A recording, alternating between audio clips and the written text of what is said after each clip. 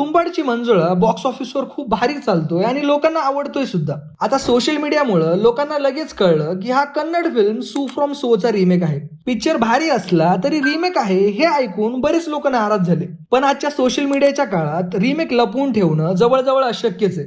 पण social media असताना आणि त्याच्या आधी सुद्धा मराठी इंडस्ट्रीमध्ये असे काही कल्ट आणि ब्लॉकबस्टर सिनेमे बनलेत ज्यांना आपण आजपर्यंत ओरिजिनलच समजत आलोय, पण त्यांचं कनेक्शन थेट बॉलिवूड, साऊथ आणि हॉलिवूड पर्यंत जातं. आज आपण अशाच 5 मराठी सिनेमांबद्दल बोलणार आहे ज्यातले काही नावं ऐकून तुम्हाला विश्वास सुद्धा बसणार नाही की हे सिनेमे सुद्धा रिमेक होते. माझं नाव आहे गणेश आणि स्वागत आहे तुमचं वीकेंड वॉचमॅन मराठीवर. नंबर 5 वर आहे माऊली.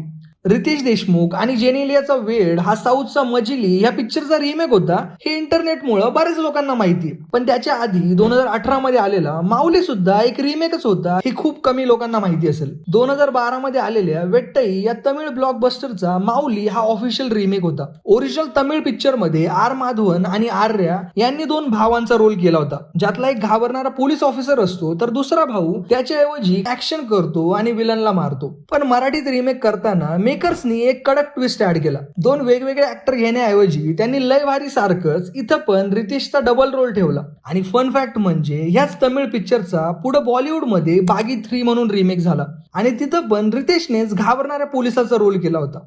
नंबर 4 वर आहे फेकाफेकी. इंस्टाग्राम रील्स आणि युट्यूब मुळे आज बऱ्याच लोकांना माहिती आहे की रोहित शेट्टीचा गोलमाल रिटर्न्स फेकाफेकीचा रिमेक आहे. त्या मित्राबरोबर होता तुम्ही आणि नाव काय त्याचं? नाव आहे ना, नाव हे अँथनी. अँथनी काय? अँथनी गोन्साल्विस. नाम क्या है? गोपाल. उसका? अकबर अँथनी गोन्साल्विस. पण खरं तर फेकाफेकी सुद्धा ओरिजिनल सिनेमा नव्हता. 1989 मध्ये आलेला फेकाफेकी हा 1973 मध्ये आलेला आज की ताजा खबर या हिंदी पिक्चरचा रिमेक होता. पण मराठी व्हर्जन मध्ये अशोक सराफ आणि लक्ष्मीकांत बेर्डे यांची कॉमेडी आणि टायमिंग इतकी भारी होती की रोहित शेट्टीने मूळ हिंदी पिक्चर बाजूला ठेवला आणि मराठी व्हर्जनलाच उचलून हिंदीत गोलमाल 2 बनवला.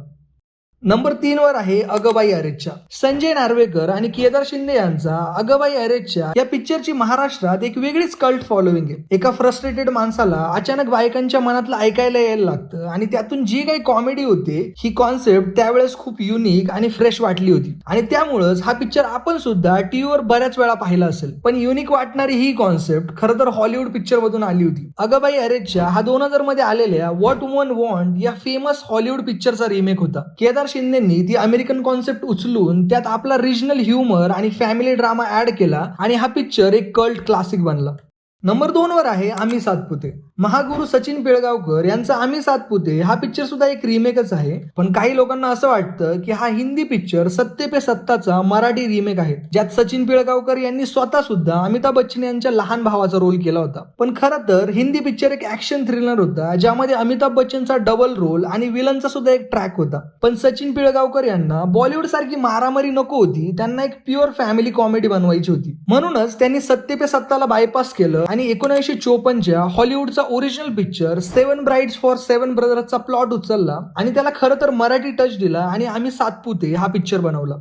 नंबर 1 वर आहे अशी बनवा बनवी. 1989 मध्ये आलेला हा पिक्चर आज 38 वर्षानंतर सुद्धा सोशल मीडियावर, मीम्स मध्ये आणि इंस्टाग्राम रील्सला तितकाच रिलेव्हंट आहे जितका कदाचित आधी होता. अशी बनवा बनवी हा मराठी सिनेमातला अल्टिमेट गॉड लेवल मास्टरपीस आहे, यात अजिबात शंका नाही. याचे डायलॉग आणि सीन्स आज सुद्धा लोकांचे तोंडपाठ आहे, मग तो माणूस कोणत्याही जनरेशनचा का असेना. पण हा कल्ट क्लासिक सुद्धा ओरिजिनल नाहीये. हा पिक्चर 1966 मध्ये आलेल्या बीवी और मकान या हिंदी पिक्चरचा ऑफिशियल रिमेक आहे. पण फन फॅक्ट म्हणजे बीवी और मकान मध्ये खूप जास्त रडारड आणि ड्रामा होता, पण सचिन पिळगावकर यांनी त्यातला सिरियस ड्रामा काढून त्याला पूर्ण सिच्युएशनल कॉमेडी बनवलं. अशोक सराफ, लक्ष्मीकांत बेर्डे आणि सचिन पिळगावकर या लोकांनी जे कॉमिक टायमिंग, संवाद आणि नवीन गोष्टी या पिक्चर मध्ये ऍड केल्या त्यामुळे लोक हिंदी पिक्चर विसरून गेले आणि अशी बनवा बनवी एक कल्ट क्लासिक बनला, जो आज सुद्धा मराठी पॉप कल्चरचा खूप मोठा भाग आहे. स्टोरी कुठली पण असो, पण आपल्या मराठी ऍक्टर आणि डिरेक्टर लोकांनी त्या गोष्टींना ज्या पद्धतीनं मराठी टच आणि रिजनल ओळख दिली ती खूप भारी आहे. ते नक्कल करायला सुद्धा अक्कल लागते. बाकी तुम्हाला माहिती असले असे कोणते पिक्चर आहे ज्याचा मराठीत रिमेक झालाय कमेंट मध्ये नक्की सांगा. व्हिडिओ आवडला असेल तर लाईक करा आणि चॅनलला सबस्क्राईब करायला विसरू नका.